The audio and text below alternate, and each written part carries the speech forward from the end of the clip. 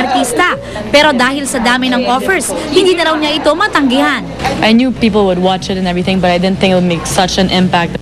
So far, nag-e-enjoy naman daw si Solenn sa showbiz at sunod-sunod na nga ang kanyang offers at exposure. Bukod sa pagiging cover girl ng first augmented reality issue ng Preview Magazine na ginawa ng GMA New Media, siya rin ang leading lady ni Richard Gutierrez sa Captain Barbell at sa isang Valentine movie. Komportable at mas close sila ngayon ni Richard. Pero gaano nga ba katotoo na nagkakamabutihan na sila? So far, we're friends. Pero naniligaw si Char. Hindi. But I'm not a manghuhula, so I don't know what's gonna happen in the future. Inamin din ni Solenn na madalas daw silang lumalabas ni Richard pero kasama rin ang kanilang mga kaibigan. Katunayan, magkasama raw sila na sasalubungin ng New Year sa Boracay. We spent New Year's last year together and then this year again. So it's me, Mon, Chart, and my brother, the whole barkada. May naiisip na rin daw siyang Christmas gift para kay Richard. Well, I'm doing an exhibit next year, so I'm painting his portrait.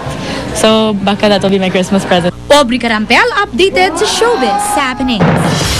Mga kapuso, isang low pressure area o namumuo sama ng panahon ang binabantay ngayon ng Pag-asa. Kulitong namataan 100 kilometro hanggang o hilagang silangan ng Legazpi Albay at dahil dyan inaasang magiging maulan sa buong Bicol Region at Southern Luzon, gayon din sa Eastern Visayas.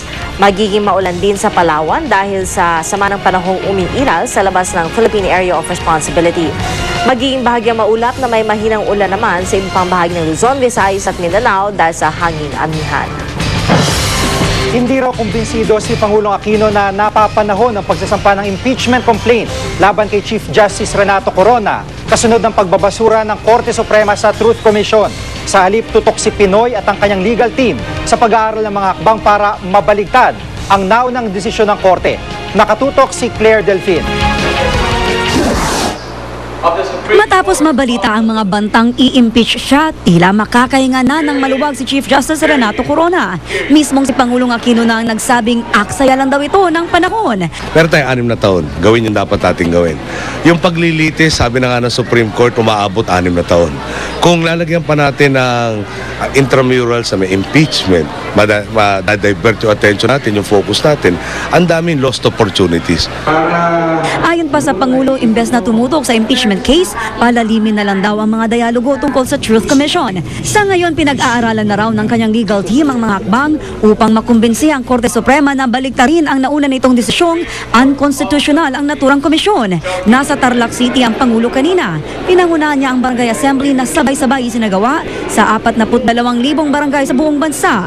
Hamon niya sa mga bagong halal na barangay officials, transparency, accountability at talikuran ang korupsyon. Siguro, palagi natin narinig ang mga katagang ipapabarangay kita kapag may hindi pagkakaunawaan. Ang barangay ang unang takbuhan ng mga mamamayan kung may agarang pangangailangan. Kinuha rin ni Pinoy ang pagkakataong linawing hindi totoo ang balitang isasagawa ang balikatan exercise sa Hacienda Luisita. Registered voter si Pinoy sa Barangay Central, isa sa 4 na barangay na kinasasakupan ng Hacienda. Claire Delfin, nakatutok 24 oras. Susunod,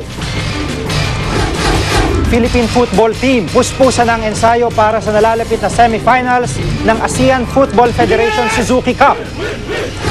Triplets isinilang sa Legazpi Albay. At Julina Magdangal, nakijamming sa mga nangangaroling sa Kapuso sa Pasko Caroling Competition sa Iloilo. Huwag bibitiw dito sa 24 oras.